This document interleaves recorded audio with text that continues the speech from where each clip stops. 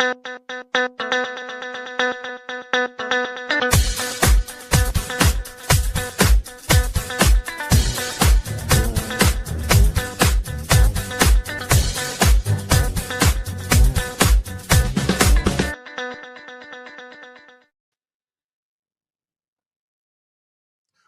is up, everybody? It's Dr. Vibe here, host and producer of the award-winning Dr. Vibe Show, the home of Epic Conversations, and I'm the host of Epic Conversations, 2018 Innovation Award winner, 2020 Best Podcast News Award winner given out by the Canadian Ethnic Media Association.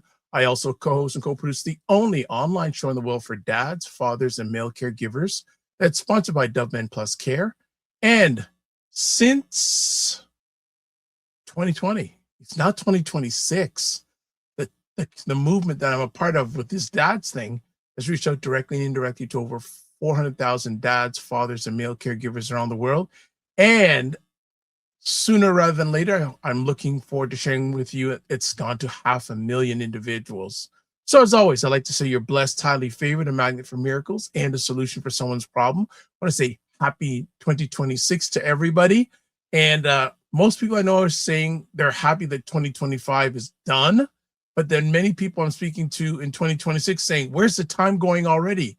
We've only been around for like 10 days. Don't rush the year, family. So we look forward to another great year of you supporting us and us supporting you any way we can. But it's not about me. You know it's not about me. It's these two wonderful, wonderful, wonderful people that, you know what, make my life better. And I think they make your life better too. Aisha K. Staggers and LaLa Key, miss, as Janet Jackson would say, miss you much. Miss. Well, you know what? I last night I was just doing I had some casual time, yeah. And I watched the extended remix version of Michael Jackson's song Jam with Michael Jordan in it. Oh, yeah. Yeah. And I thought that was so cool. And then I was also watching, I'm seeing Jam and Lewis, especially Jimmy Jam, doing a lot of interviews these days. Yes, he's doing a lot. And he said that, long story short, the song That's the Way Love Goes almost never became a single. Yeah. And it was sharing great storytelling behind that. But ladies, thank you. Thank you for putting up with me for another year. Looking forward if you can tolerate me for another year, and here to support you any way I possibly can. Miss you much.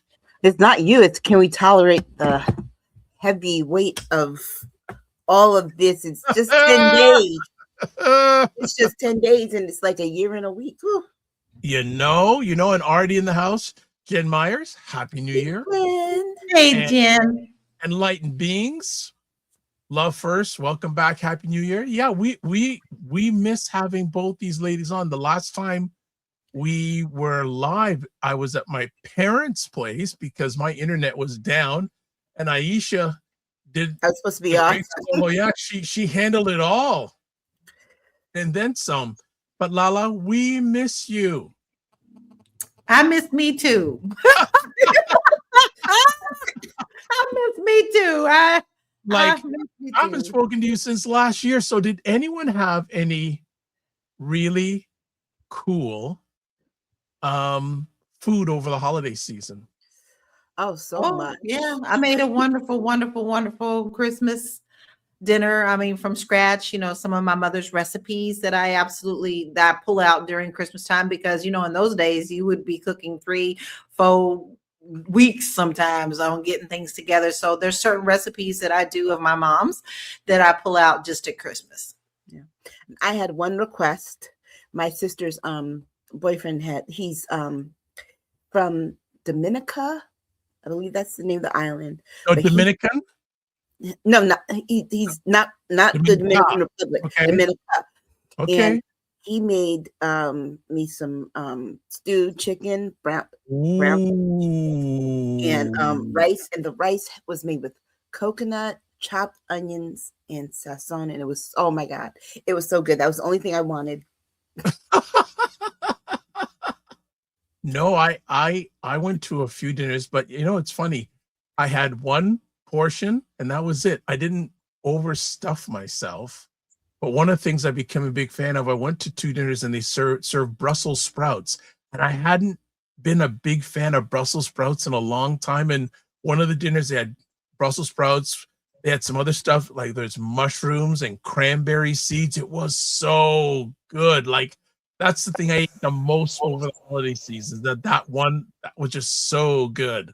Oh, I love Brussels sprouts roasted in That the is oven with balsamic. That's my favorite way to have them. Yes, it's With so balsamic good. vinegar? Yeah. Mm-hmm. Okay. You gotta get a really good quality, thick balsamic vinegar, and you just put like some coarse sea salt over it, drizzle with balsamic, toss it, and roast it in the oven. So good. I could sit there and eat that all day. It's Whoever heard of just sitting there popping Brussels sprouts? All day. Me too, though. It is a simple recipe, and I mean, it's so good. The sugar's caramelized in the vinegar, you give it a little sweetness, but it's got that tang from the vinegar part of it. And the Brussels sprouts, it's like a full flavored vegetable. I really like it. Well, it's interesting. So this week I went out to a restaurant, and it was funny because it's a fairly big size restaurant. It was dead, which was Really not a surprise because it's January, because everyone's got to wait for their credit card bill to Right. come, right? And so I ordered an entree with the first entree was Brussels sprouts, and it's supposed to be really spicy and tasty. It was so flat.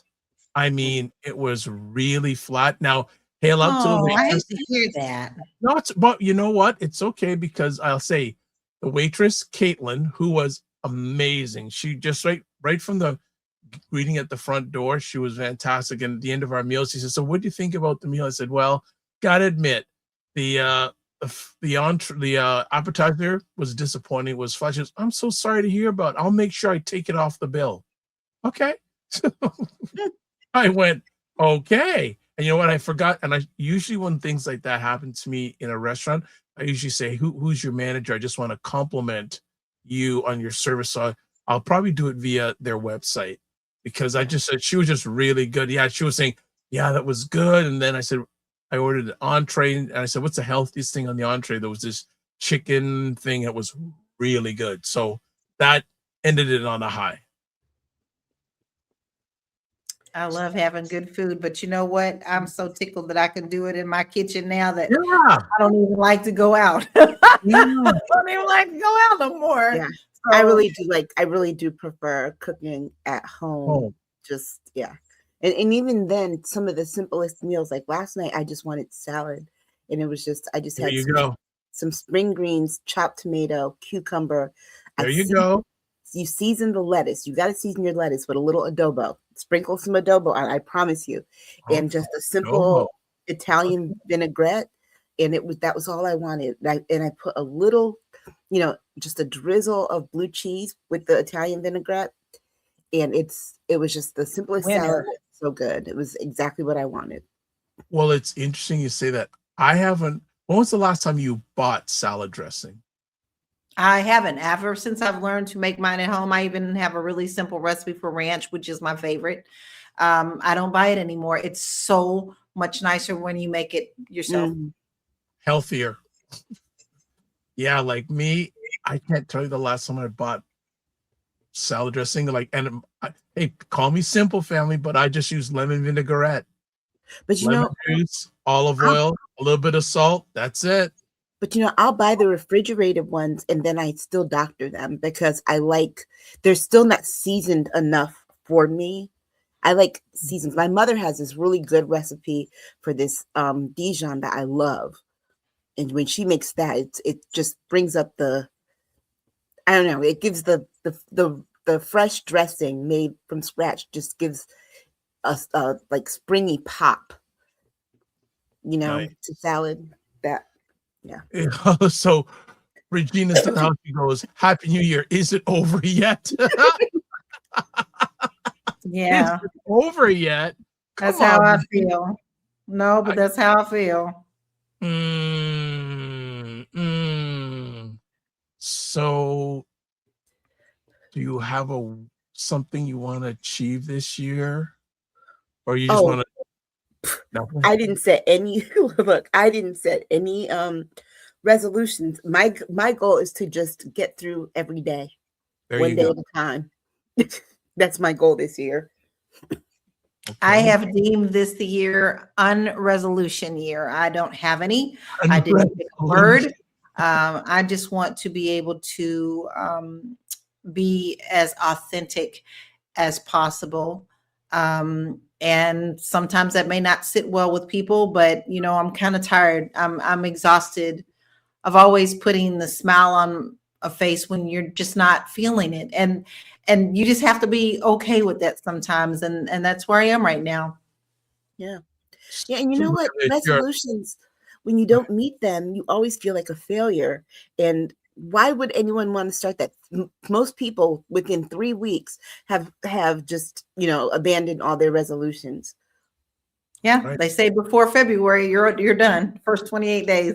I just live by words of the year. I don't do the resolution thing. A word is more than enough resolution. My resolution is to enjoy everyday life. That's my resolution to the best of my abilities. Speaking about being yourself, this is one of LaLa's friends that accepts her as being herself. Michelle. Hey, Hey, hey, I'm so glad you came tonight. this is good. This is good. And we got families. Looks like they've been waiting for us back. By the way, Aisha K. Staggers, the last time you were on live, there were so many views of that conversation. The trolls. The trolls. Your fan club came out. You mean my hate club? Baby, if you ain't got haters, you ain't doing something right. Right. Also, Michelle says you have to write them down, but some people don't need to write down goals to achieve things like Dr. Vibe. Oh, okay.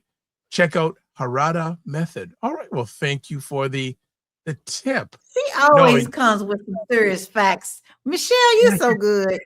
You just come with it really nice. That is such a good idea. I've actually started doing that. Like I followed this. I decided I was going to follow the law of 3 this year. So every day I write down 3 things I'm going to do. Oh, and that's it. And that is it. If what I don't accomplish beyond the 3 things, that's good. Okay, that I can try again tomorrow. But I when you try to do 2, I think what overwhelms people is knowing that you have to do all the things and feeling like you have to do all the things in one day. No, I'm just going to do 3 things today. Yeah, I'm the same way. I've gone back to old school checklists where I write them down myself, and I just check them off. It's something really rewarding though about physically doing it with pen and paper. Yeah. Thank you. Yeah. I've gotten back down to I went and got a planner. I actually have 2, one for health stuff and then one for regular stuff. And a detailed one where I can write notes, I can take care of things. If I need to stop and write down some feelings, I write those down. It's a really thick one. Yeah. Bound one, but I love it. Sometimes you have to go back, and I feel that way with even just writing. Sometimes I just put my laptop away and sit with pen and paper. Well, I've picked back up the Artist Way again. I had put it down for a little bit because it was really hitting home. And, sometimes you just have to stop and take a breather. And I took a breather with that book, but I'm back to writing my morning papers, which I absolutely love because it's not like a journal thing. You just write down your flow of consciousness. And if you don't even have anything to say, you could just say, blah, blah, blah, blah, blah. But it's something that really kind of taps into your creative self. And so I've picked that up this week. These are just on fire. Michelle goes, I literally just learned the Harada Method yesterday. I'm with Dr. Vibe and LaLa. I have a to-do list. When humans write things down, we remember better. Yeah. I'm noticing. And the thing is, I had lost my notebook this week and I was in a little bit of inner panic and I found it. Oh no. I know I found it 2 days ago. No, and the funny thing is, I didn't look down at my office. It was at my feet. I'm looking all around the house. When I'm sure people can relate when you lose something and you're searching, and then when you least expect to go, oh, it's there. Yeah. So what else I did a revolution. I'm a But you know what? 5-star Mead notebook person. I have a color for each year. Hello? You know, I love Mead notebooks. I have quite a few that are like brand new that I just picked up, and I'm telling you, I the thing I've gone back to doing is reading morning papers. Yeah, yeah. Because and not just United States ones, reading papers and things from across the world, because I think um, we're not getting a full story and a No. full understanding of what's going on in this country until we see what everyone else is seeing and saying, because we're at a point right now where American news, American mainstream media is really propaganda TV at this point. And so going back and reading the actual papers, the print things, whether it be on a tablet or it be an actual paper at a library, I think it is really important. And that's something that I'm committed to doing for the year. Loree Daniel Favors, who I follow on Sirius XM, Urban View, has this thing called Read 3, Write 1. Read 3 pages a day and write 1 page in from different sources. And so I've committed to doing that. I'm reading more per day, but I'm like reading 3 news outlets outside of the U.S. per day. That's what my goal is. Yeah. Okay. Impressive. All right. So, and Fitness IQ Cam, who usually is doing her show in a few minutes, she goes, "Wowzer, literally under your nose, aka feet." Yes, my nose and feet, my big size feet. I'm gonna say what size they are. My big size feet. I'm just gonna leave it at that. So let's take. Oh, hold on. Michelle says, "Yes, Aisha, I'm using my VA and a virtual assistant and friends who are outside the U.S. What is their news saying about us?" Yes. Eye-opening. Yeah. Yes.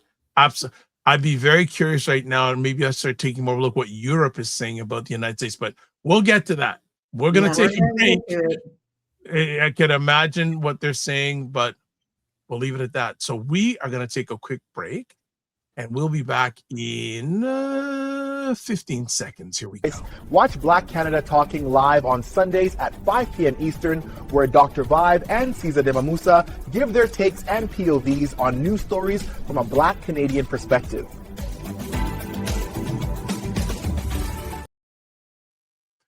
Okay, we are back, and definitely check us out on Sunday afternoons at 5 p.m. Eastern. Myself and Cesar de Mamusa, mainly Cesar, because he's such a heck of an intelligent guy, lays down the stuff in regards to what's going on in the world from a Black Canadian perspective. All right, we got another. Oh, look at this. Michelle's the one to dominate the show. It goes, read 3 pages from news outlets and write 1 page to recap what you read. Do this daily. Aisha, is this correct? So she's verifying what you do, Aisha. Yeah, I either recap what I read, my feelings about it, how I'm processing it, or even if it triggers something else that I want to write about or work on. But I read 3 pages.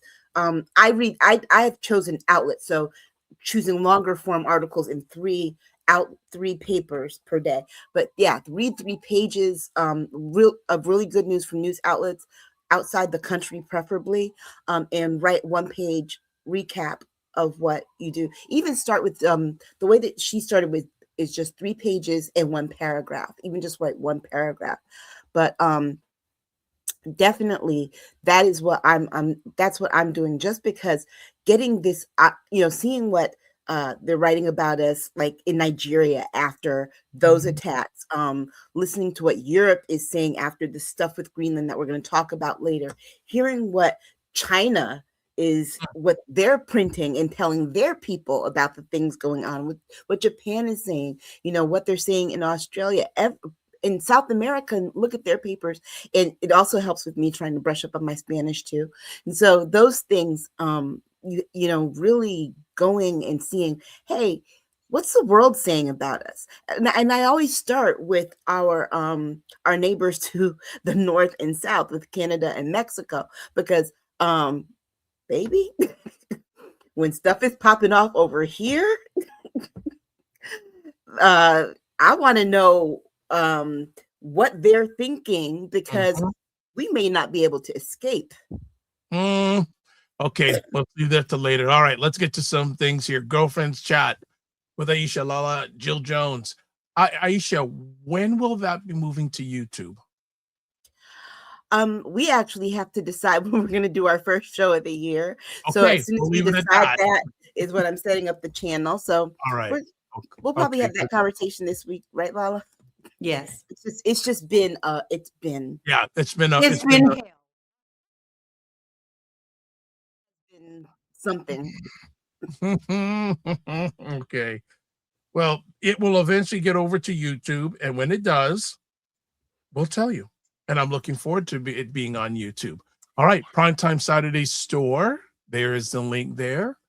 Join the Discord group. Please email me at dr.vibe at the drvibeshow.com, or click on the link. Subscribe to the Dr. Vibe Show and hit the notification button. So for those who've been around, the Dr. Vibe Show hit 2,000 subscribers on YouTube a few weeks ago. And again, one of the main reasons, these two wonderful ladies. And believe it or not, only 10% of all YouTube channels have over 1,000 subscribers.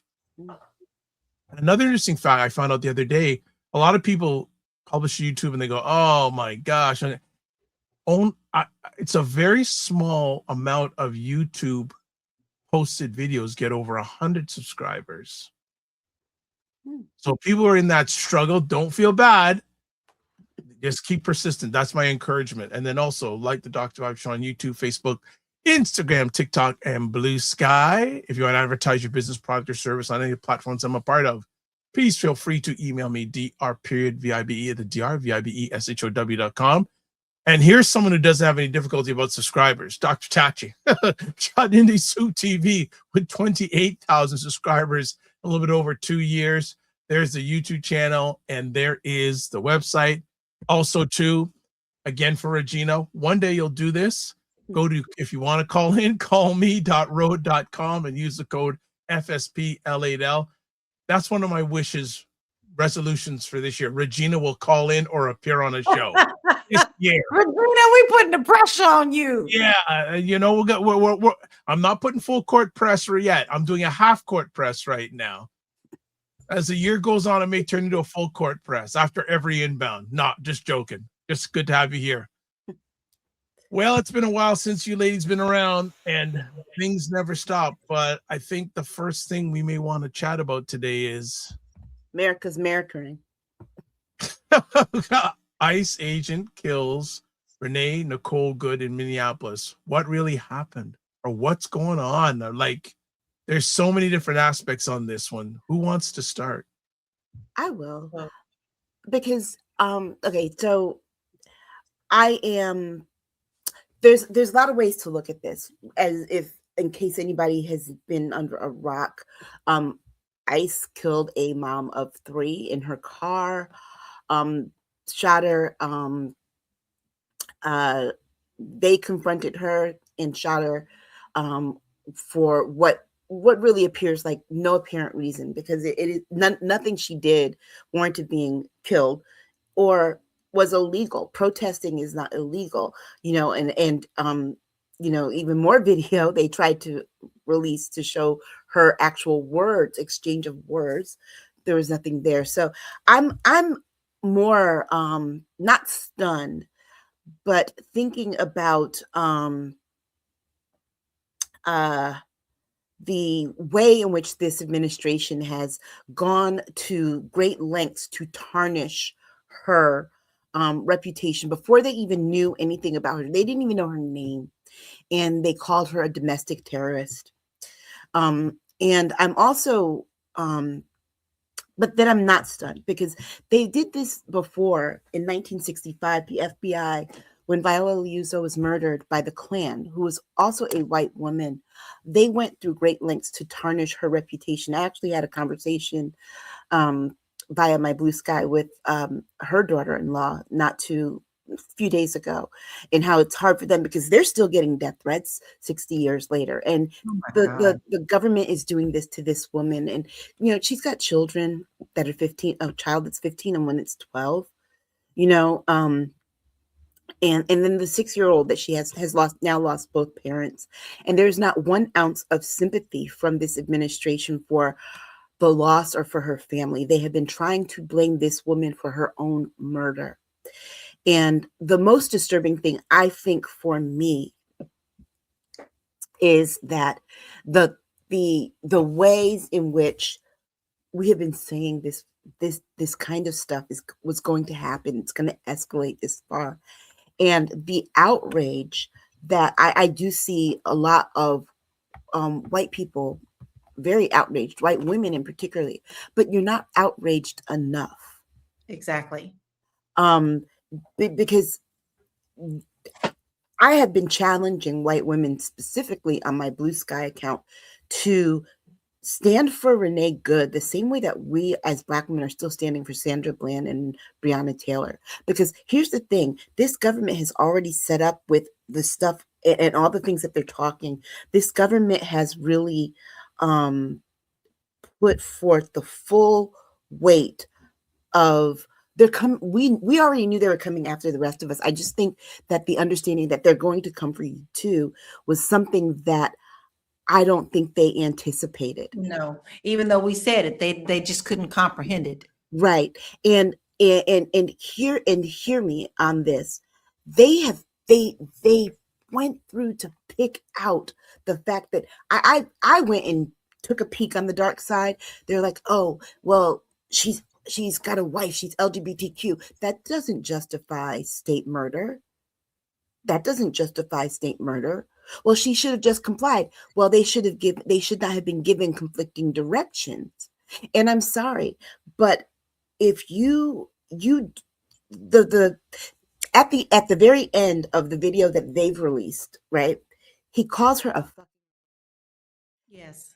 That is as egregious as the thing that I know, the last thing that any Black person heard before they were lynched was the N-word.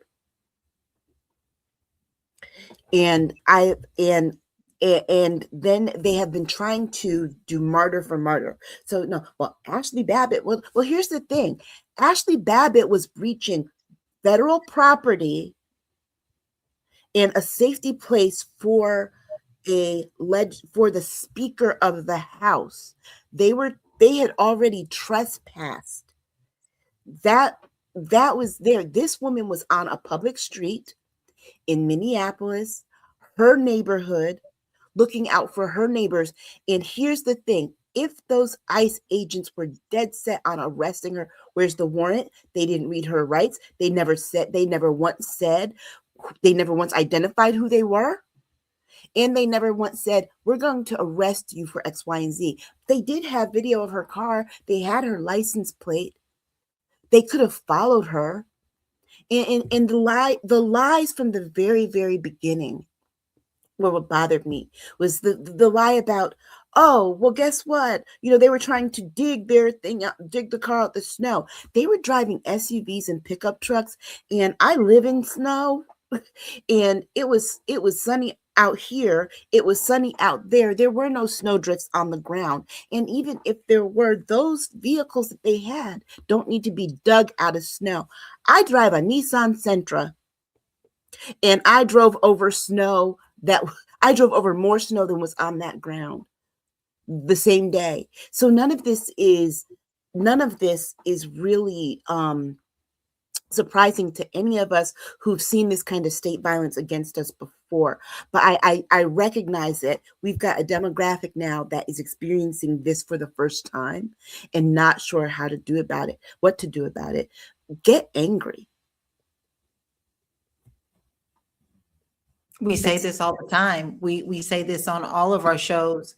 You cannot cover everything yourself, but there is something out of this whole flooding of of garbage that is being put us, because that is what the goal is. They've said it, they've told us that they're going to flood absolutely everything, and that is exactly what they're doing.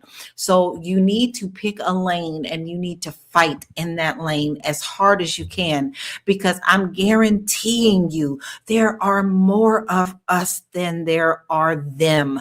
But if we still continue to sit back and we just go, oh, that's horrible, oh, that's mad, oh, this, but you're not doing anything, then you're also part of the problem, because each and every one of us can use our voice and we can take action on what's happening and what's not being reported about this. Because, you know, you hear such conflicting information, because that's their point. They want to put out as much as they can. JD Vance is just a Yahoo. I hear Holland. He's nothing but a big talking about when you get good, and that's, he just wants attention because he thinks he's the next in line, right? But you know, you have to really pay attention to what's going on in your areas too, because this isn't just in Minnesota. This isn't just in, they're actually doing things in Tennessee and things that are not being reported. You have to pick your lane and fight like. Yeah. And there were protests here locally, and the ICE agents were spraying pepper spray at protesters here, just standing outside. And you know what you said, LaLa, about protesting and doing something. Here's the thing. Dissent and resistance is not comfortable. Yeah. And I think what people are waiting for is to not be inconvenienced about having to protest, and to figure out a way to do it comfortably. And not only are they waiting for a space to do it comfortably, but waiting for the people who are used to doing these things, because they've absorbed the brunt of state violence in this country, is not going to work this time.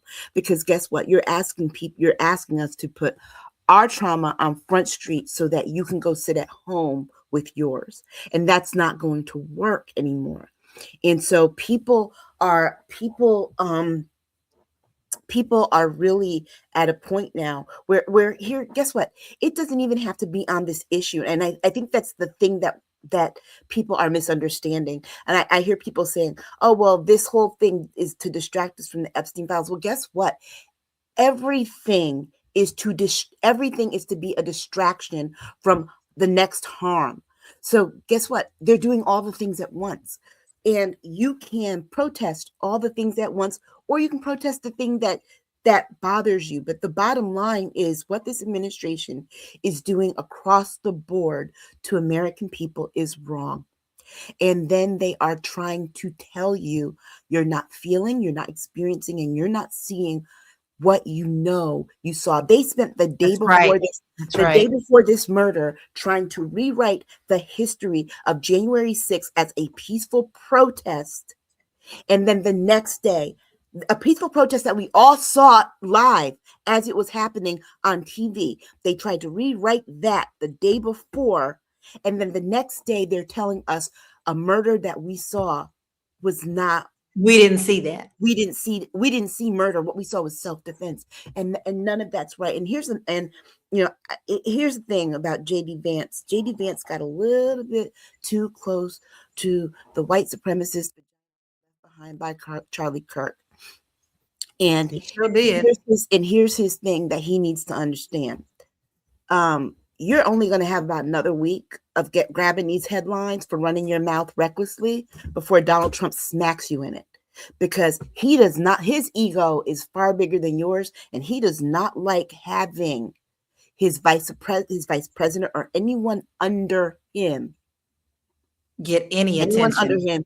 Get any attention, and especially not any attention that's going to try and make them look like a leader. Not going to do it.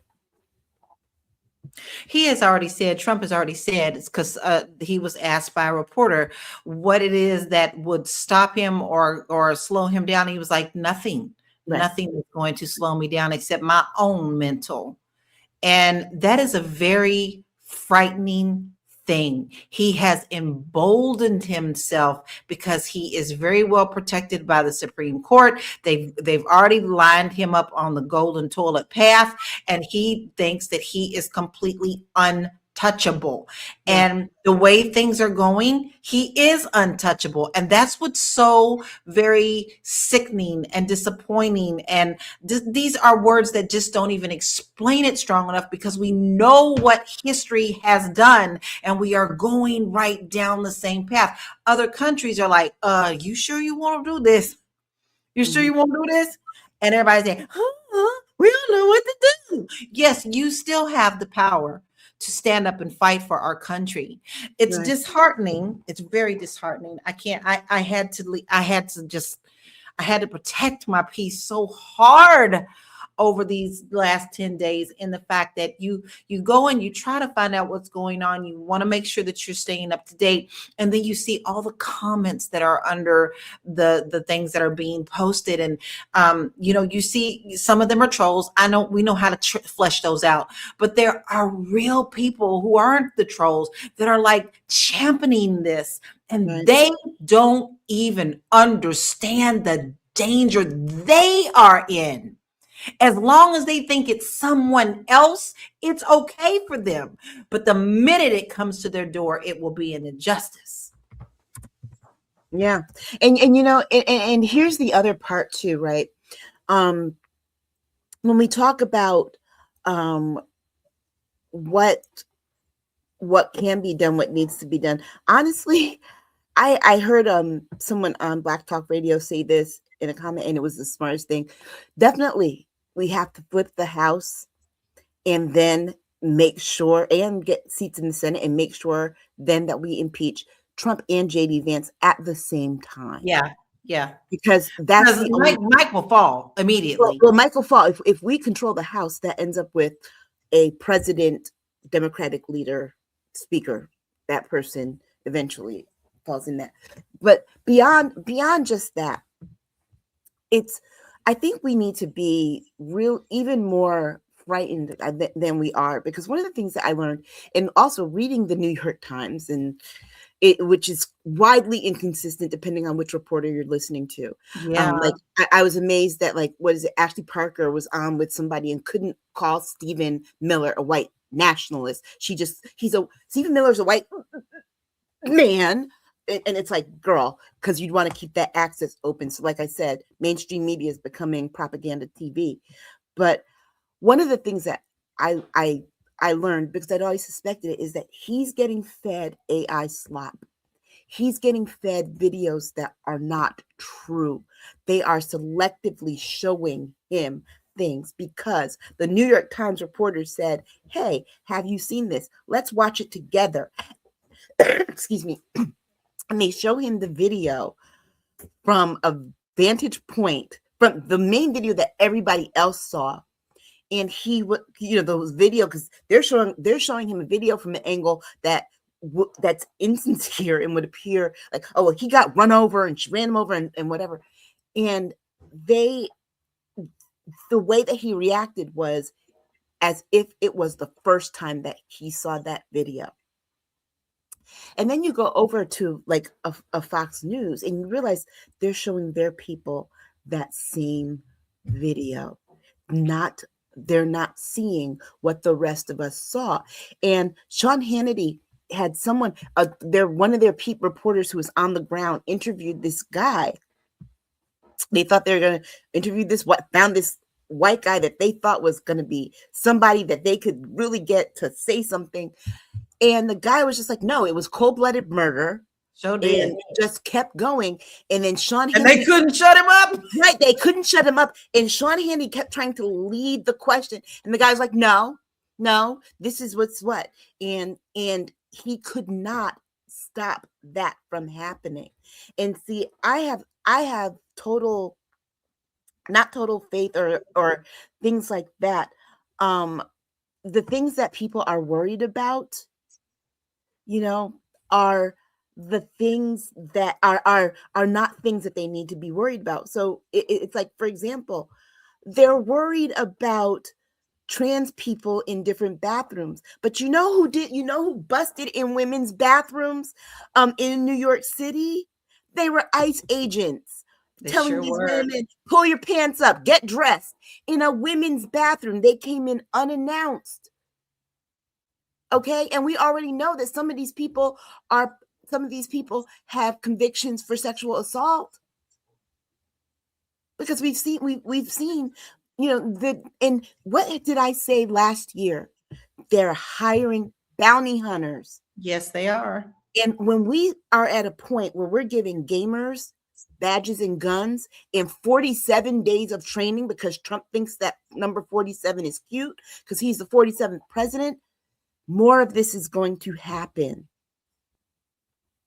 And here's the thing that is so, woo, y'all, we are beyond the danger zone. We are in atomic alert because they have actually put out memos to these ICE agents that they want them to start recording what they're doing so they can use it for social media and to get more eyes on them, to make them look like superheroes. They have literally put that out. Not only did they literally put that out, y'all, there are several Hollywood production companies that are putting together these films for their social media to change the narrative of what they're doing to make them look like heroes. So you have all of this stuff going on, and it truly is. You cannot believe what you see in certain things because there's so many AI things that are out there now that are also false. So you see, we are getting hit from all sides. It's hard not to wake up in the morning and feel depressed about what's going on in your country because you are very oppressed. Right. And it's just not being reported properly, and you must find the right outlets that's telling you the truth. Yeah. And I've got some questions, just some practical questions. Like, for example, why was he using his cell phone to record? Where are the body cameras? Why are they driving rental cars that don't have dash cams? These are because if you want to get the video there, period. And because here's the thing, if they're dealing with what you say are potentially dangerous situations, shouldn't they have both hands free? And also what I want to know is this: what hand does he write with? And the reason I asked that, and I asked that as a left-handed person who picked up on something that most right-handed people don't pick up on right away, because the world is made for right-handed people. If I'm taking a cell phone video, being the left-handed person I am, I'm gonna hold my phone in the left hand, right? If I need to use something for a weapon, I'm gonna have that thing in my left hand because that's my dominant hand. I have more control over it. He was filming with his right. He had the gun in the left.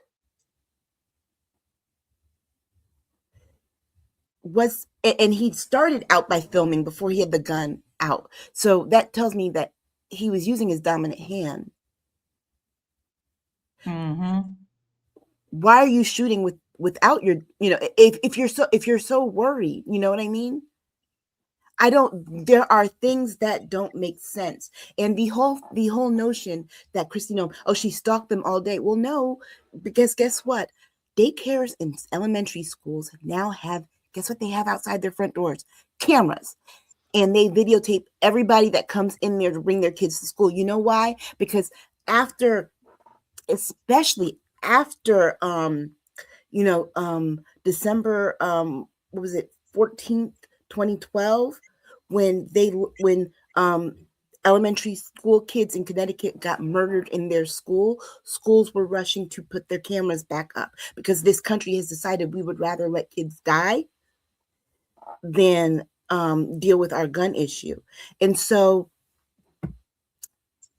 if she was following them all day, then hey, where's the video from this outside the school? Show us, because she couldn't have been outside the school all day if she was following them. And let's be very clear, this happened at 10 o'clock in the morning, Minnesota time, Central time. So that's not all. There's no way that she could have been following them all day and getting her kids ready for school.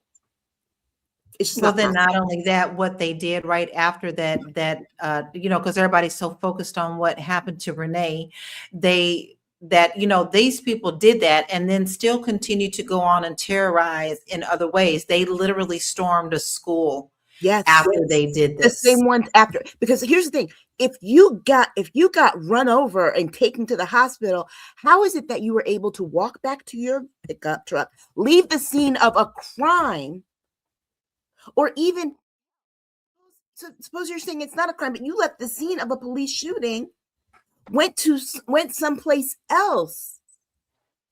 And not only that, but if he had such trauma and a PTSD reaction to being dragged 6 months prior, why was he back on the street? You should have never, even police officers don't get put back on the street for that. You got to go through therapy. Right. Do I have permission to interrupt? Yes. Yes. There have been a myriad of comments we need to catch up on. So I wanted to let you live and breathe this concept, but I said I don't want people to feel like we're totally ignoring them. So I want to catch up on some comments. So Regina says, maggots going on about Ashley Babbitt to Renee Good is the usual insanity. The reliable lack of critical thinking skills. J.R. Houston Jack, good to see you. Happy New Year to you. It is everywhere, and they're actively working to overwhelm us in all ways. Yep. NY Birdman says 47 in this administration ain't doing nothing conservatives didn't ask for. This is true. Boy, that was says, I've been protesting every week.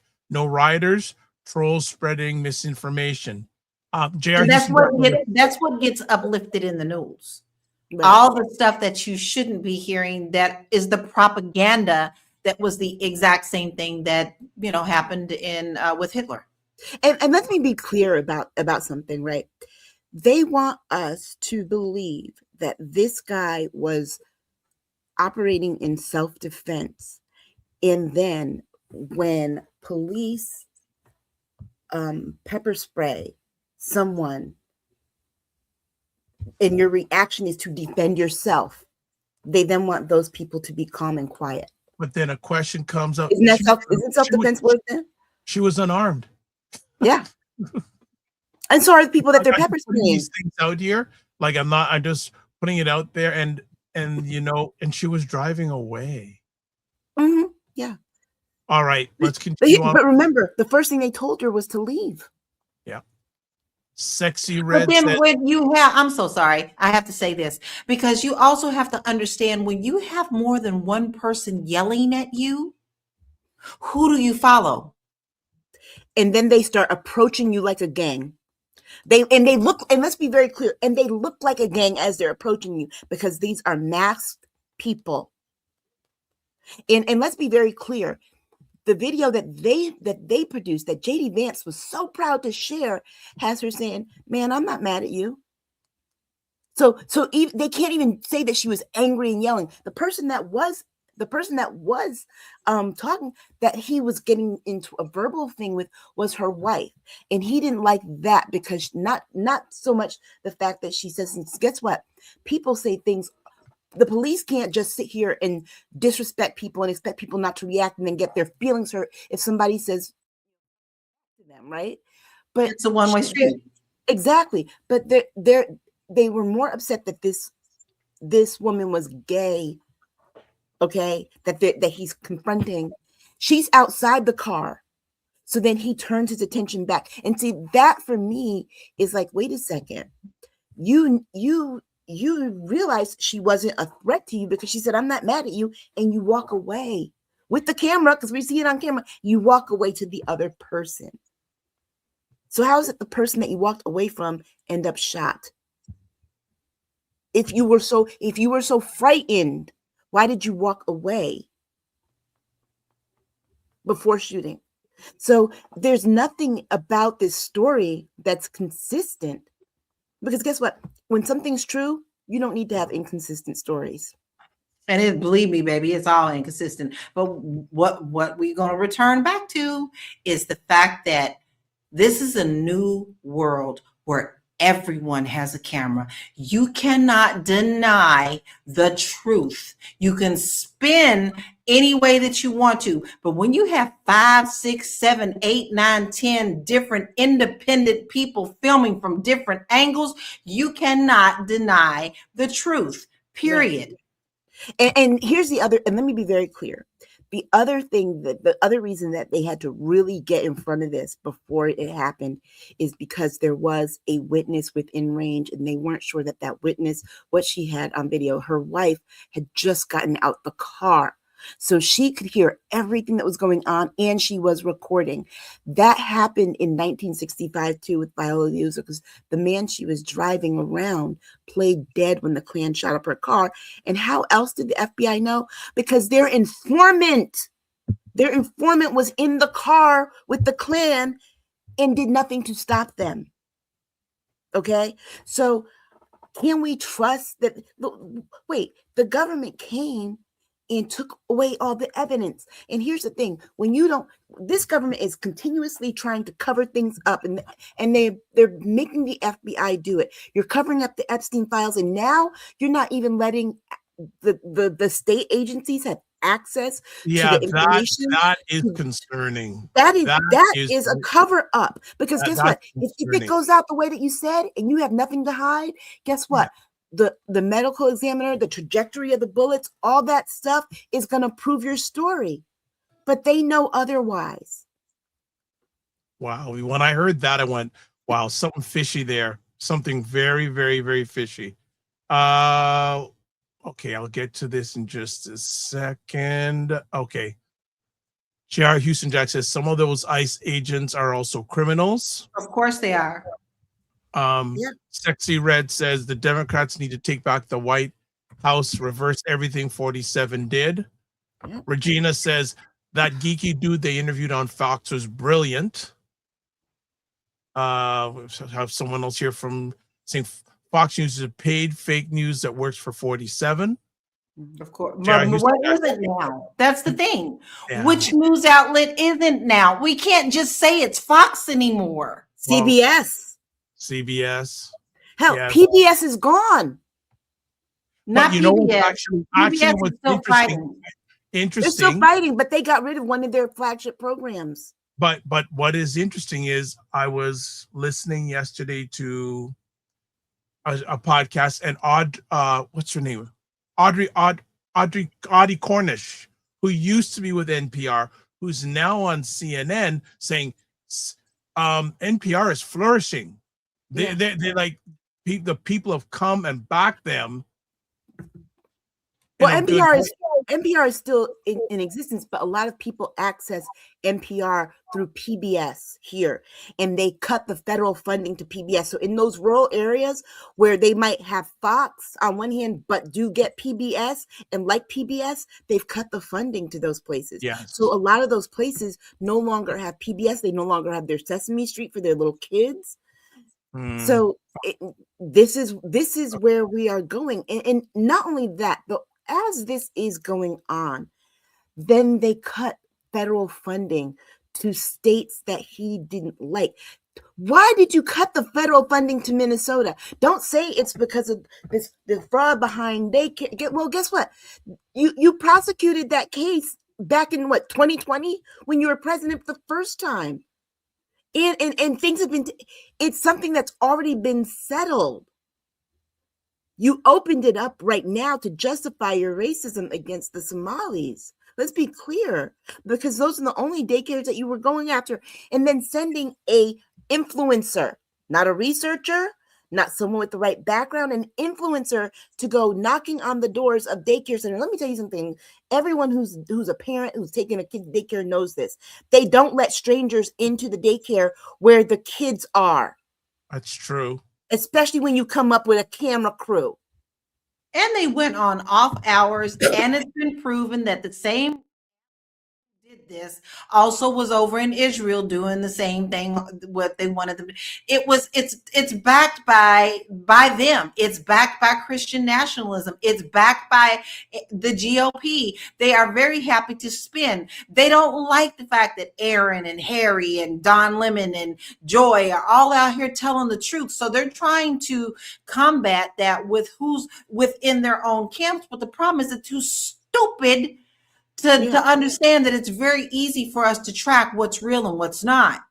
And it's very clear who, it's always funny to me, the people who are like, oh, well, the Democrats are sheep. it's always the thinking. It's always the thinking people who are called the sheep, and the people who don't think and just accept things that are like, oh, I have a free mind. And you know how you know you're right? Because when you see the number of people who object, I was very surprised. And there was a white woman who actually was talking. She made this passionate plea to other white women about this particular thing. And I was amazed at how the response to her from other white women. This is a white woman talking to white women. And I was amazed at the response. Them were like, well, I wear this t-shirt and I do the, and she's like, but that was not her point. Was, look, it's our time to get out in the streets now. These, not only is this, they're doing this to us, but they also are trying to force us back into the house and to be barefoot and pregnant.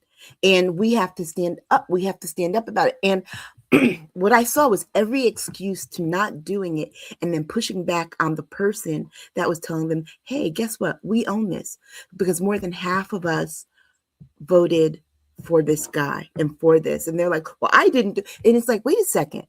The same way that we have to own our own folks when they do wrong, because you force us to, you got to own your own when they don't do right, and hopefully preach to them, talk to them, get them to see another way. And you're not doing that. And it's that separation from the group, I think, is why when they're like, I don't understand MAGA. Well, you know what? There's this one woman who I actually responded to on Blue Sky, because I thought it was ridiculous. When she was like, well, I think that, what they're doing is vile. I think Trump is horrible, but my mother-in-law loves him, and da, da, da, da. And then the kids, started repeating what my mother-in-law said. And it's like, oh, I thought the kids were going to be okay, but I guess they're not. And my question to her was, who's raising them? Because if you think he's vile and your mother-in-law doesn't, how is it that she's outranking you with your own kids? Oh, God. And who's teaching them the lessons of right and wrong? Because I said, I'm not trying to pass judgment. I'm trying to understand. And then white women came back and said, well, I'll pass judgment because, my mother-in-law is a MAGA. We don't let our kids near her. And then this woman comes back, well, the kids just wanted a peaceful Thanksgiving. Peaceful Thanksgiving at whose expense? Because if your mother-in-law supports someone that is stifling the rights of your children, that is supporting an administration that is going to make things harder for her grandchildren to survive. They can't get housing, they can't go to school, no jobs. What? So what? It's worth sitting and having turkey and mashed potatoes and making small talk for one day when the rest of their lives are going to be difficult? And then here's her response to me was, well, it was a private conversation. And I said to her, then why did you mention it in a public forum? Oh, I see what you're trying to do. You're trying to center yourself, and you're trying to get attention. This is attention-seeking behavior. Oh, and my this God. is wrong because we were talking about the murder of a woman. And if your attention-seeking behavior is getting in the way of your resistance, you are not an ally. And you are not a resistor. All right. But you know what, Aisha, I'm to the point now where I don't give a shit if you're an ally or not. I ain't got time to sit back and distinguish between you. You either on board or not. I ain't gonna sit here and vet you. Right. And the bottom line is that, to me, when you do things like that, and then you get the feedback that you get, and people start to ask you questions, and then you're like, well, I didn't want comments. So then why put it out there? Keep it to yourself. Then you were seeking confirmation that letting your kids be around that person who's filling their heads with things that you don't agree with is okay. That's what you wanted. I am going to jump in because I got to catch up on the comments. Sorry to interrupt. J.R. Houston Jack says, that was my question too. He's so afraid, but he's got his phone in his hand. Speaking about the officer. Regina says, who got that cell phone footage? Was it leaked? They said they got it from the officer's phone. and There you the go. government put that out. Regina also says, only the weak-minded and gullible believe that nonsense. J.R. Houston Judge says, I will say I've been hit by a car. You are not getting up and walking around. Right.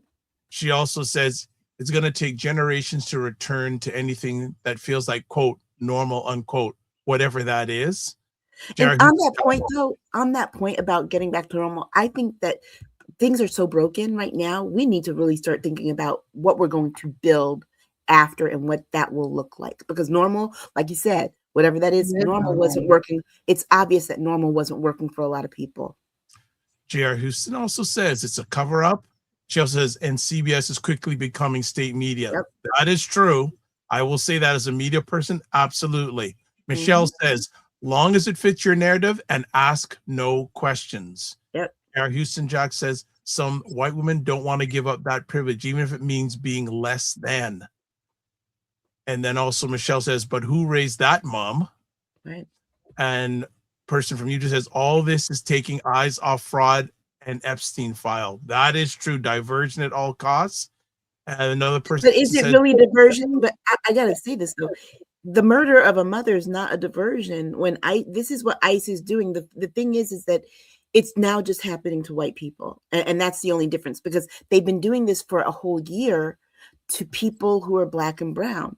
There were already 9 previous shootings, all of them in cars, before this happened. And on New Year's Day, they murdered a Black man in LA in his car. ICE. So it's not, I don't want to even say that this is taking our eyes off it. This should be something that is cold water and makes us open our eyes up bigger. Okay. Another viewer says, selfish people, selfish ways for their own direct benefits, or wants shame on the people who feel that way. Yeah, I think to me, looking at this situation, the fact that the federal government is banning any state investigation, that says a lot to me. Well, here's the other thing. It says it all. It says it all. But here's the other part. Anyone who's surprised that they would do that and cover it up. Remember what happened with the Epstein files over the last few weeks that we weren't here. First, it was like, oh yeah, we released some. Then all of a sudden they found 2 million. Then it was 5.2 million, and then it was back to 2 million. And now they still haven't released all of them, less than 1%, because they're saying that we still have people that have to comb through the 5 million. Wait a second. I thought you said you did that anymore. You said that all the files were combed through already. So here we go again with something else where, first the officers were dragging out of the snow. Then it was that she was following them all day. First it was that she was blocking them when they were just trying to dig their cars out the snow. Then she was following them all day, but then she had dropped her kid off at school. Then he was afraid for his life, even though he was surrounded by 4 other people that had guns who were there with him. But then he walked away from the person that he was afraid of because he had to go put his attention. So guess what? This government they cover up everything. Look what they're doing in Venezuela. At first, we're going to get to that. The thing is, like, it's this and then it's that, and so cover up.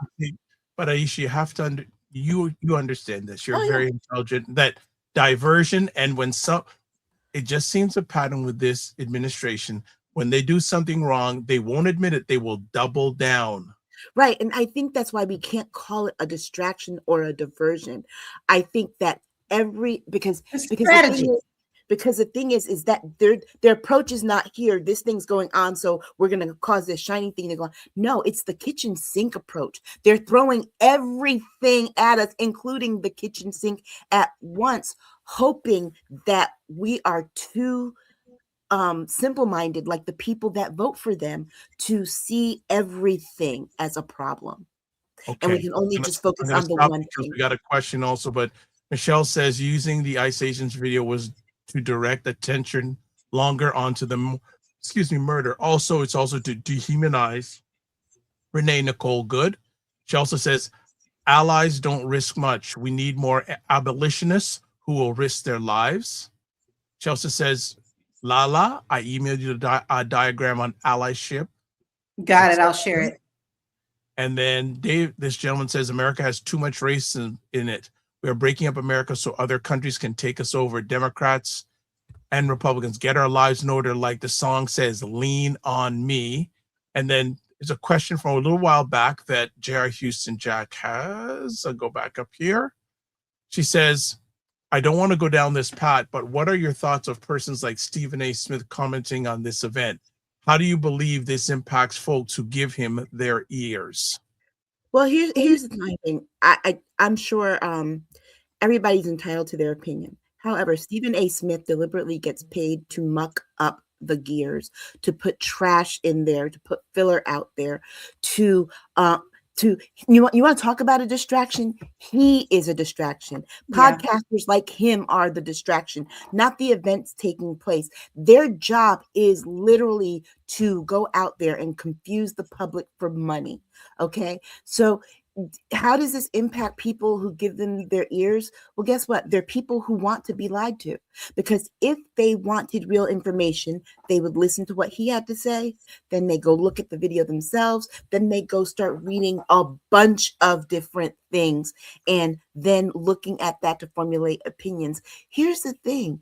Trump is taking this opportunity. Why are they going like this? Because he remembers how bad the George Floyd stuff looked on his administration right before an election. And there's an election, a consequential election this year that could result in a legislature that could hold him accountable.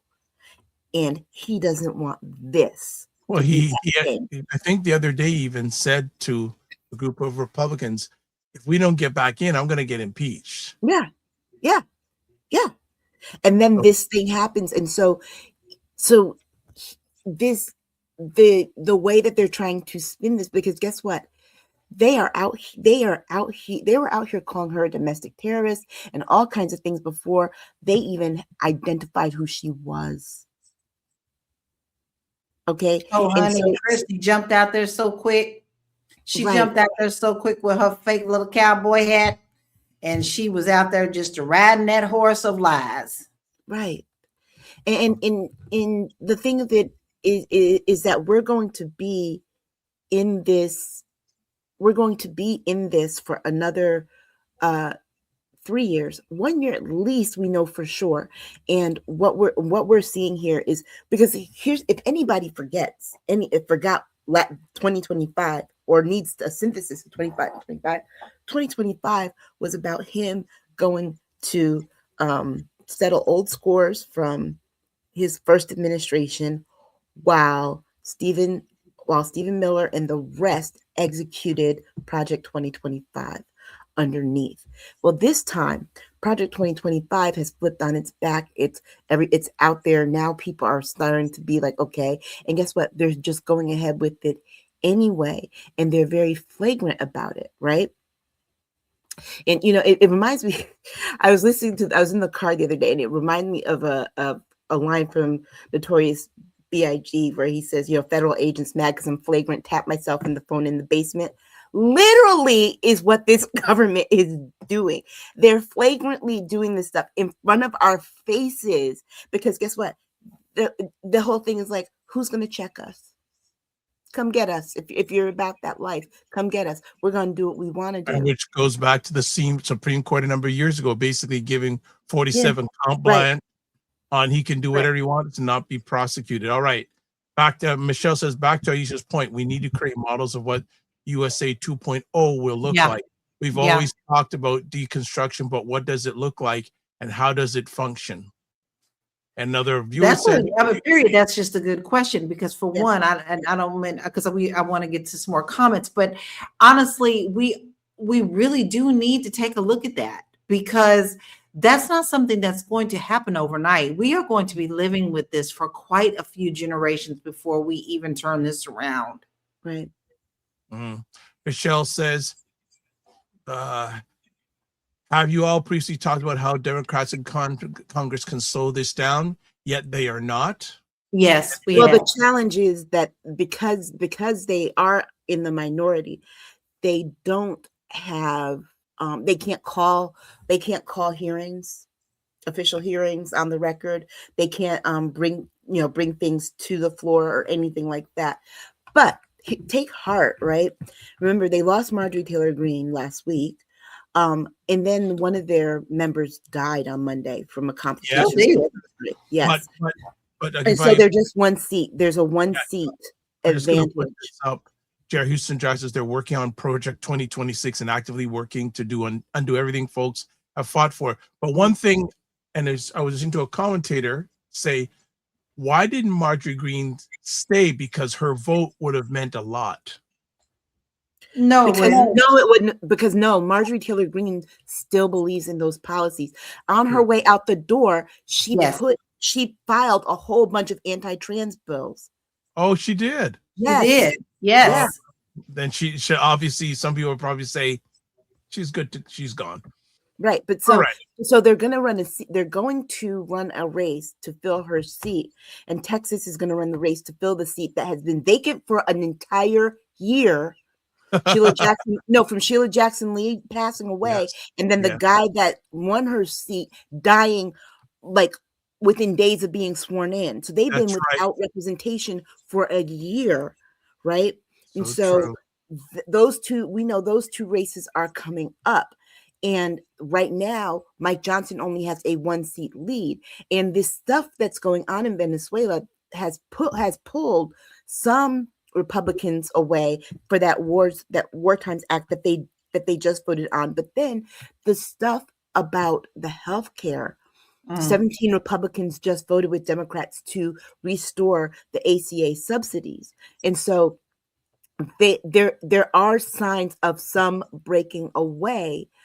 But on the big things, I mean, I'm not saying healthcare is not a big thing. I'm talking about on the things like presidential power and those kinds of things. Where are they going to stand? All right. I think we have worked on this one long enough. So what we're going to do, but it's all part of a whole bigger thing. So what we're going to do is we're going to play a short video for our next conversation piece, which happened while the ladies were away. And I've been wanting to hear what they got to say on this. So just give us a moment. We're going to play a video and then we're going to get into our next conversation topic. So give us here. Here we go. In a stunning turn, U.S. forces captured Venezuelan President Nicolas Maduro in a dramatic raid on Caucus, flying him to New York to face criminal charges. The operation, openly tied to securing Venezuela's vast oil reserves, sparked global outrage. The United Nations condemned the move as a violation of international law, with Russia, China, and others warning of dangerous precedent. Inside Venezuela, the economy spiraled. Political detainees were released, and fears of unrest grew. Now, the world watches. Will Venezuela see a peaceful transition, prolonged U.S. oversight, or slide into deeper conflict? The next chapter is uncertain, but its impact will be global. I've been wanting to hear your ladies' take on this. I'm so happy to see that you are now you're on your way to taking over another country. Thoughts? I don't. I've been reading about Maduro's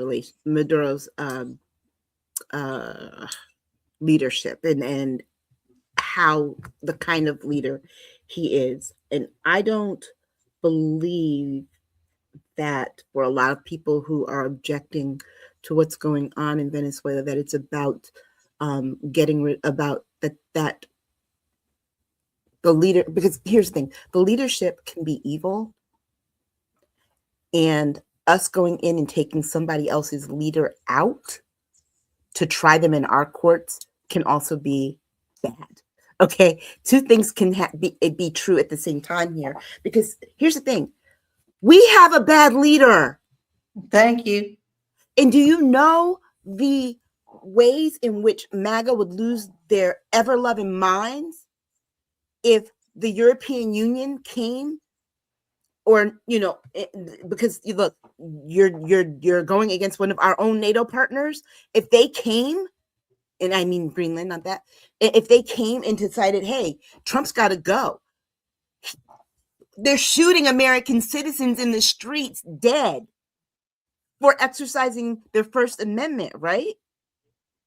So that administration's got to go. What if the rest of the world, because the rest of the world looks at us the same way, what if they did that to this country?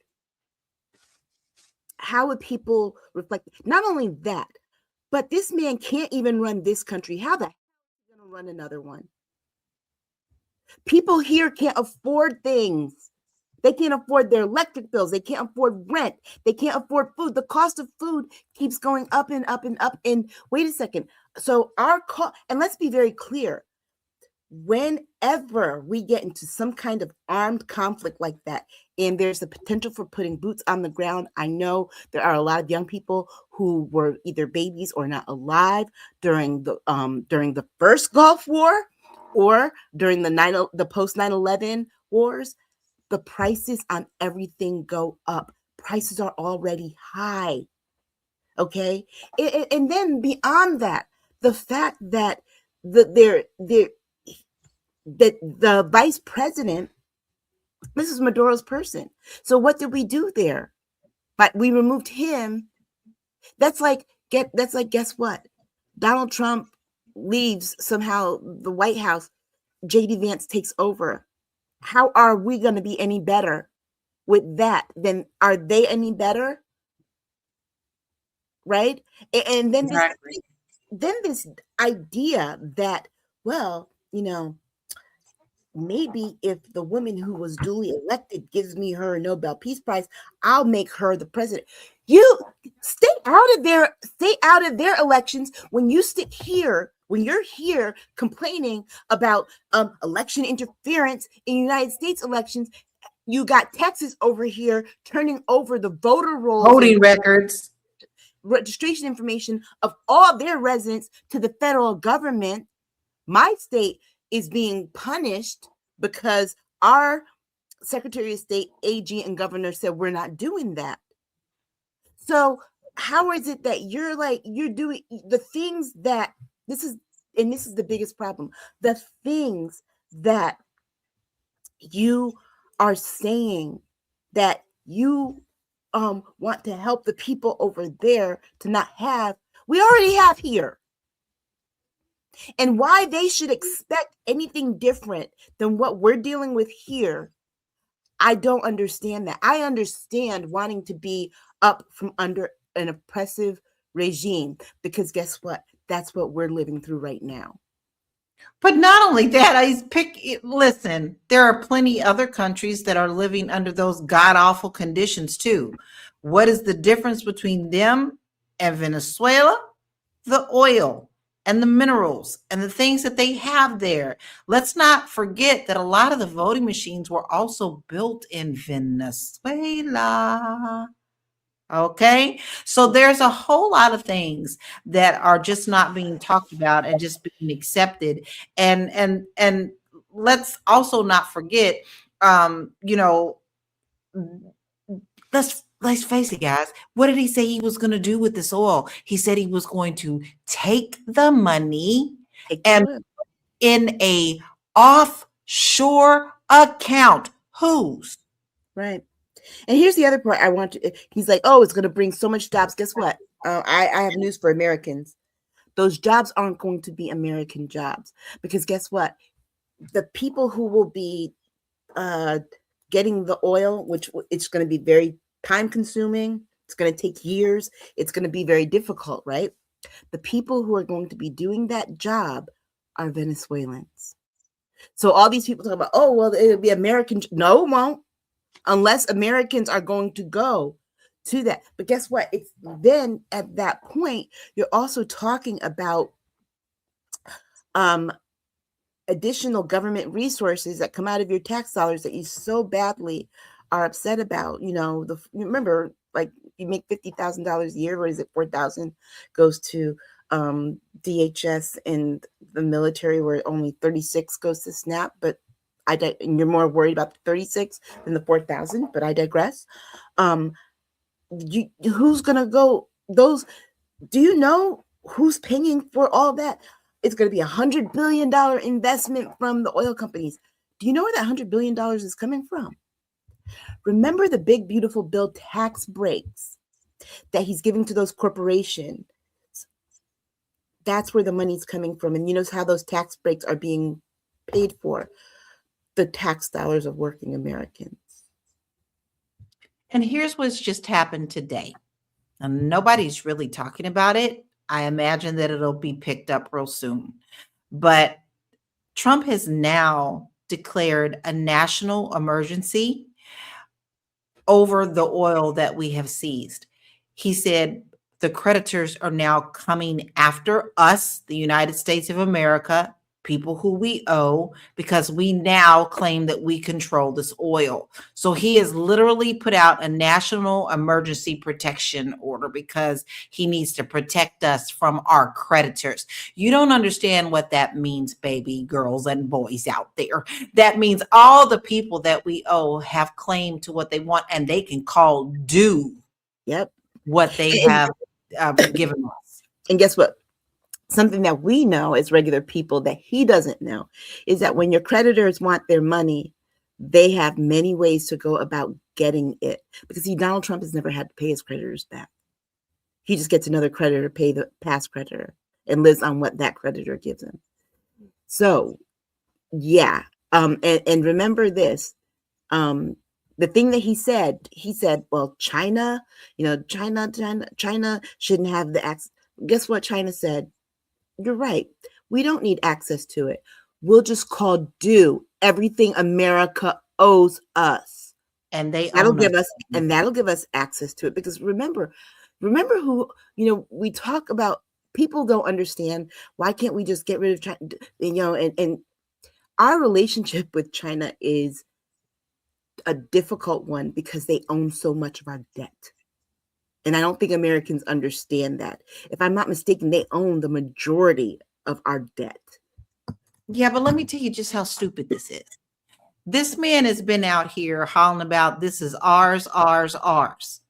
Basically mine, right? The order that he signed today says this. Now, this is just plain sight. The order said the funds are the sovereign property of Venezuela held in the United States custody and are not assets subject to private claims. Did he just not say that these are mine? That's exactly what he said. And now he's saying that, oh, that's not really ours. So which one is it? Right. I mean, yeah. So we're at a point where we borrow, and I think that American people understand. We borrow a lot of money from people. That's why they owe debt to us. So for a lot of those foreign wars, your government and things that you don't know about your government, a lot of those foreign wars, like Afghanistan, all those wars in Iraq and stuff, we actually had to. We used our money, but we also had to borrow money. And baby, don't think that NATO wasn't included in that. Right. These are NATO countries. Yes. And not only that, let's be clear about this too. He's bragging about we're going to get 50 million gallons or barrels of oil, and he's bragging about this as if that's like a big accomplishment. Do you know how much the U.S. produces in, I believe it's a week? But if I can interrupt here in regards to this, first of all, if I'm not mistaken, the United States is the biggest oil producer in the world. Second of all, who gonna give all these oil companies the money to do this thing? Where's that coming from? And then another point too is, if this oil goes to market, it's going to flood the market, which will drive the prices of oil down, which oil companies are not happy with already with the price of oil. And again, who's going to control the money, the revenues from this sale of oil? Donald Trump is going to control it in his own bank account. Let's be very clear about that. That's what the offshore is about. Right. But hold on a second, lady. I thought this was about drugs. No, but here's the other part about it. I know you're not trying to convince us. Listen, even if it was about oil, right? Even if it was just about oil, understand what this also means for American oil producers, right? Or gas companies and things like that. And Americans who work to produce the oil here, they are competing with another country that we're also, so wait a second.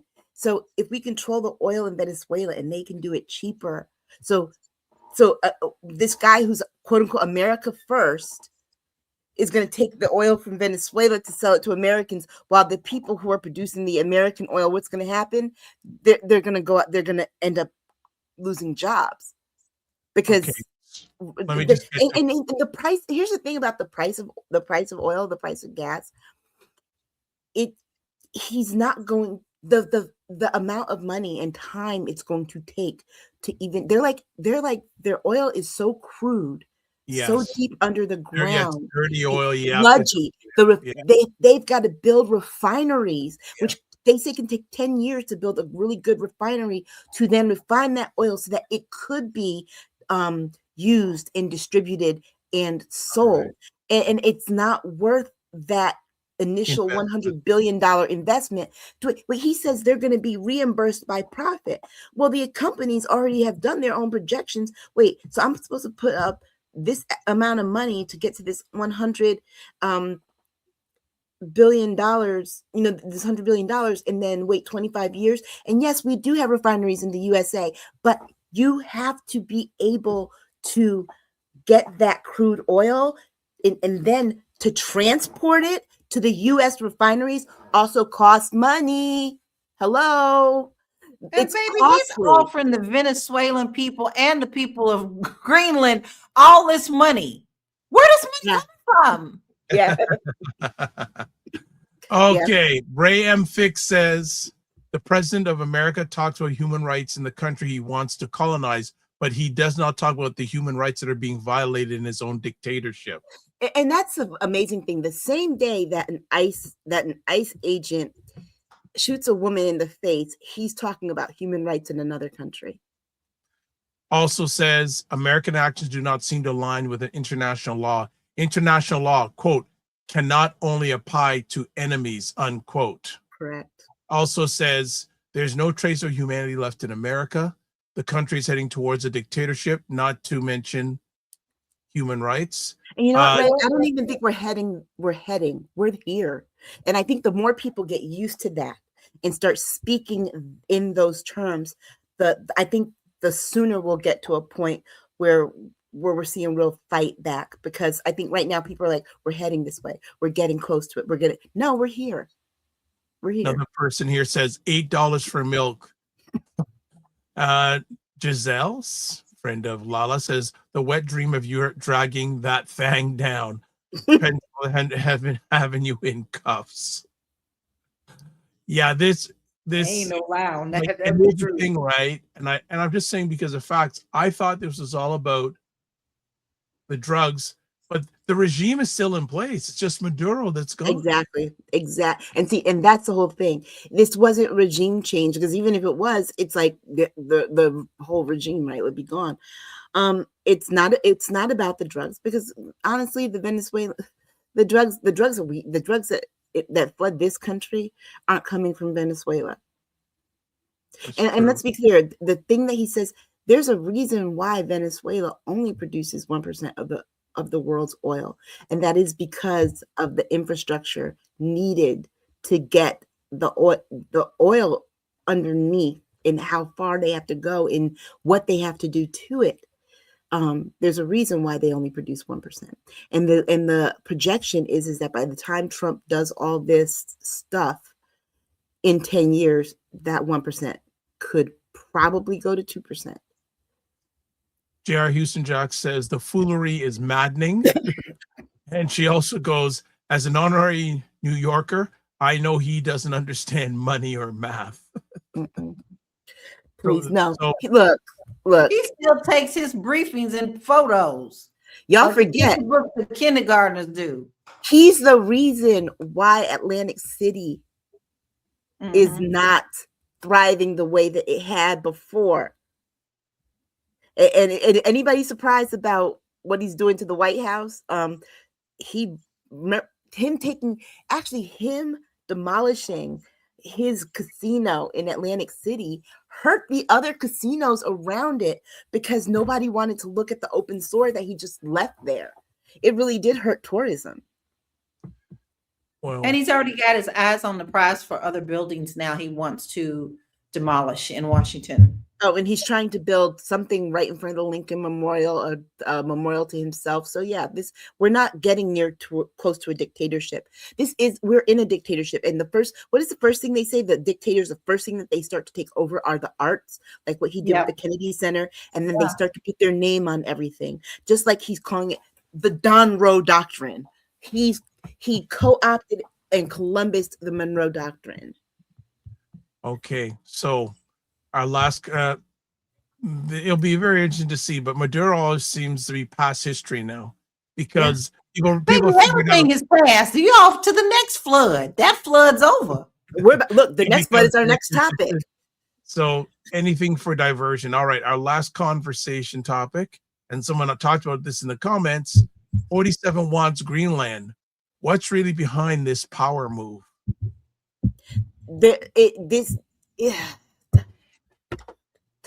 Okay. So one, he clearly wants to build some kind of golf thing there. We've known that for a while now. But this is about how many people are in Greenland? Well, here's another point. Americans can go to Greenland as it is already. And I do see there were a large number of American bases that were shut down in Greenland. Mm-hmm. But I keep on I ask more and more, how does this benefit the average American? Well, this is not about the average American. This is all about lining the pockets of this orange and the people who line up behind him. This is nothing to do about the American people. There is no danger in Greenland. There's nothing but greed. Well, here's the other part, and this is even closer to where Stephen Miller is on Greenland, because I think that behind this, he really is thinking about that. They're trying very hard to increase, because remember, we're in the midst of a demographic shift in the United States, and in 4 years, we'll have a census that will tell us exactly how diverse the people of this country are, right? Because the reporting is that the majority of people who are under 21 are majority minority. So this demographic shift is happening, and there's fear there. So that is why they're giving money to incentivize white South African kids to come to this country.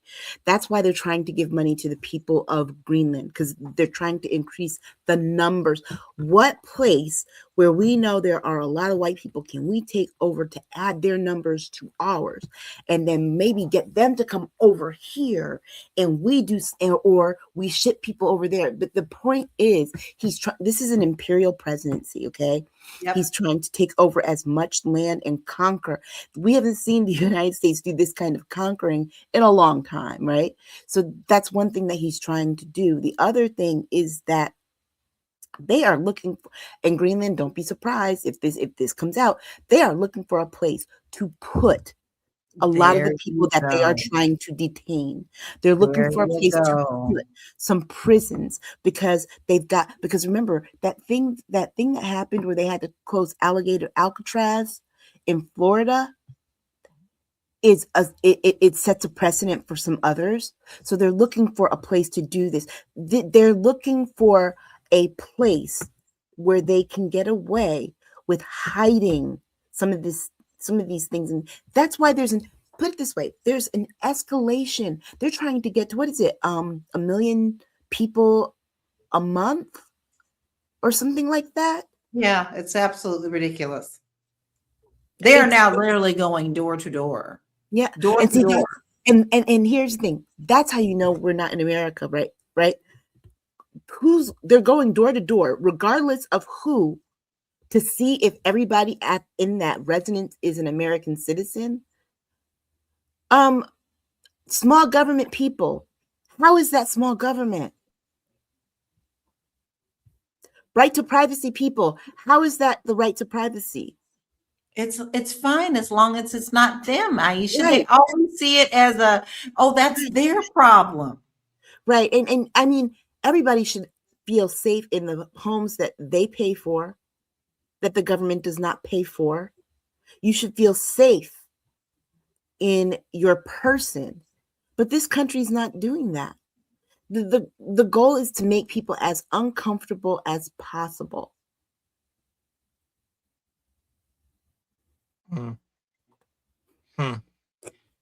So is this just more wanting to benefit the grifters? Yes. Oh, yeah. There is no other way to explain that. There is no explanation needed. It's Mhm. about money and power, not the American people, not at all. It's whatever they can grab while they can. And he feels completely untouchable. So therefore, he is absolutely doing everything that he possibly can. I'm just praying in my lifetime that I see that this goes down in the international courts and they get what they deserve. Do I feel that it's going to happen in my lifetime? No, but sometimes I just have to hold on to the hope, because what is happening in our country should have never been allowed in the first place. A felon should not be running our country. And the fact that people believed in him and stood behind him so bad and so much tells you just what's wrong with this country in the first place. Right. I mean, the fact that a president who was convicted of 34 counts, felony counts, arrested another country's president on felonies. Let that sit with you. Do you feel that the United States will do the same sort of move on Greenland? Well, do you think it will take over Greenland this year? It's going to try. They're going to try. They're going to try, and because he's already told you he's going to. This ain't nothing new. He said that this is what he was going to do. But what I think he is going to underestimate is just how much NATO is going to be able to pull together to fight against this. He literally said he's willing to leave NATO. Why? NATO does nothing for them. Well, but It he does nothing here's for the, him. we won't get a It does nothing for him personally. right, but we won't get a chance to leave NATO because they're going to kick us out. The European Union, the NATO partners, issued a statement yesterday or the day before where they had to acknowledge that Greenland is a sovereign nation, also a NATO member, and any attack on a NATO member by another NATO partner will put you out of NATO, and then the NATO partners will have to support the partners That's right. that being attacked. That is how it works. And I don't think that most Americans don't understand NATO. They just hear Trump say, "Oh, it's something we pay money into." No, it's really our protection around the world. You know, it's like, look, look, if you're gonna fight a battle, don't you want some people on your side in other countries to help? Raise? Right, he doesn't. He thinks that we can do this from all encompassing. And let me be very clear. The stuff about Greenland ramped up because this man is high on his own supply. He got to sit there in the situation room and watch all kinds of and watch the things go down in Venezuela. So now he's like, "Ooh, I can do this, I can do that," etc., etc. And the problem that we have and that he doesn't understand is that I think this needs to be said. The way that Americans understand history and our position in the world is from a very mythological point of view. We honestly believe, because we don't read other people's press, we don't learn what other people learn, right? We have a very supremacist basis for how we teach history about the world. We teach it from our standpoint where America is central to everything else. And it really isn't. It really isn't. The world is much bigger than just our country. And so because we teach history like that, we think that we are the biggest power in the world, right? If that were the case, don't you think that we would probably own more of the globe than we actually do if we were? No, we're not. But I can tell you one thing that we are. We are right now threatening the security of our country by having this man who is reckless about the mouth running off and talking about, oh, I'm gonna control that country, I'm gonna control that country. Oh, Colombia's next, and this and that. And you know what? And oh, if you don't do this, if you don't give in to me, I'm gonna take it by force. Guess what? Not only does the protection that you were given by this Supreme Court here not hold outside of the borders of this country, all the stuff you are doing is what radicalizes other countries, people in other countries against us to formulate plans for terrorist attacks against us. All right. Someone from YouTube says, I'm from the UK and it seems that the US no longer needs friends. Same person. Let's be clear. No, you need to separate. You need to separate that. It is the orange one in the White House who doesn't want any friends. The majority of American people understand what this means, and they understand being global citizens. So it's not all. It's just the orange in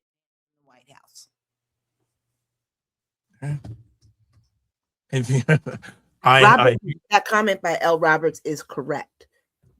And that is, well, says, look at what's going on globally. It's not about oil. It's about being a fast pace at each region, having territories like Russia, China, and now the U.S. region. Something is happening globally. Yeah, I've heard some reports about that it sounds like there could be a master plan that China will have its certain region overseeing. Well, they're trying to have their new world order. If you ever read that book, New World Order, before, we're here right now.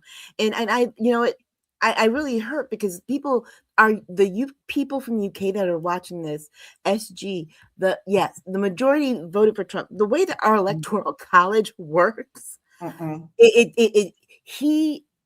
this is apparently the first time that he won a majority of the vote. He didn't win majority any of the other times because of, and he won the electoral college, and we have questions about those things. But here's the thing: more people didn't vote than voted for him, and that is something that I think we as a country have to grapple with. It is people who don't get involved too, and how. And I gotta really say this about Democrats on this particular issue. I think Democrats need to stop doing the one thing that nobody asked Republicans to do. You never hear anyone say, well, Republicans got to fix their language and do this so that they can get more Democratic voters to come over to their side and vote for them. Not one person in the media says it. Not one pundit says it on the Democratic side. Not one pundit says that on the right. But they always say that Democrats need to do this and this so they can attract more Republican voters. Forget those voters. Figure out about the people that are out there that just didn't vote. What can you say to them? Because there's more of them than there are those Republicans that are going to have a crisis of consciousness and decide that they're going to switch. Okay. And Michelle says, I also need to say this to you, my love. Aisha was being polite. I'm not going to be. He did not win. This election was clearly stolen. And it has been proven that it's been stolen. And the statistics have come out. The results have come out from this result. But what do you do now that it has been done? Right. Because in actuality, he did not win. Right. And I'm hoping that the thing that we take from what happened in Minneapolis is that the demographic, and let's be very clear, there's one demographic that he wins overwhelmingly. Actually, two. White men, 70+%. White women, over 51%. Until that demographic changes,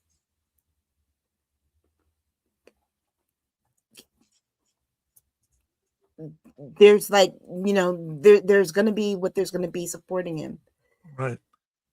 Michelle says, hold on, Black Americans don't claim America like that. We cheer for everyone Black, period. And oh gosh. All right. But though, I have to say this. I'm to a point now where I feel like every day I feel like I need a break from America, to the point that when I turn off news, like I did yesterday, after this show's over, I'm done. I go and I'm watching BritBox, Acorn TV, and I got a Nigerian channel or Ghanaian channel that I watch some shows on. And I'm so disgusted with this country right now and needing a break from it. I can't even watch our shows and stuff here that depict our life.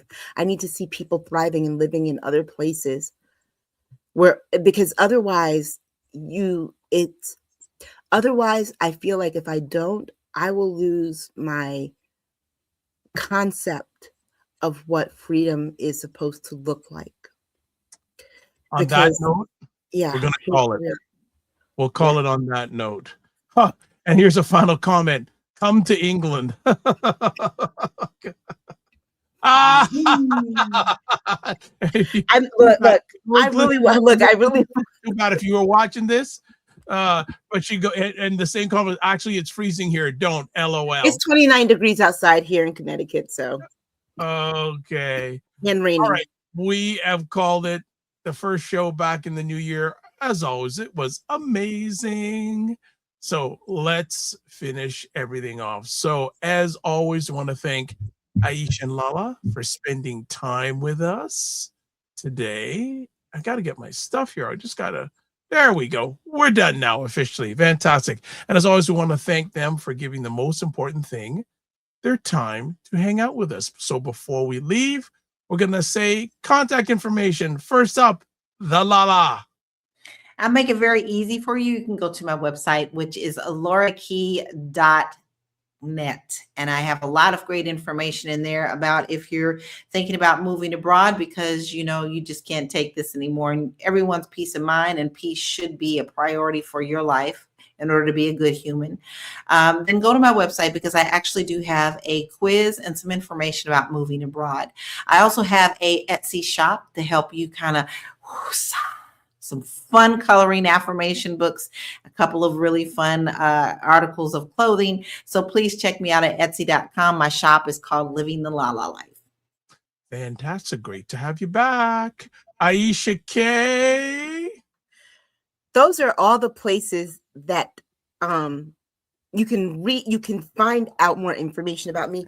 I do my Blue Sky, mostly akstaggers.bsky.social, but of course, I'm selective about whose information I watch. So if you're going to try and troll, you can't do that. But my goal is to protect peace. So if you really want to get in touch, got to join our Discord. Like that. Well done. Well done. Nice take. Nice take. All right. Before we call, still some final comments. My goodness. Michelle says, love tonight's show as per usual. All right. Thank you. Love it. Love it. Love it. All right. So before we shut it down, as always, if you want to get a hold of me, the best way is to go to taplink.cc/the drvibeshow.com. And you can watch replays of this epic conversation on the Dr. Vibe Show on YouTube, Facebook, and LinkedIn, and on the Dr. Vibe Show website, the drvibeshow.com. Wow, what a conversation day. But it's the same as always. The ladies always bring the fire. So as always, live your life as a dream. If you can dream it, you can make it. Sometimes you have to get small to get stronger. Block assumptions. Aim bigger, aim better, aim higher, aim wider. Love, faith, and respect. And don't just manage your time, manage your energy. Remember to give yourself grace. And if you're not making money, make history. Try to do both. And as always, make it better. Excuse me. That was good water. God bless. Peace to you all. Keep the faith. Walk good. And we'll catch you on the digital highway. And stay safe. Take care.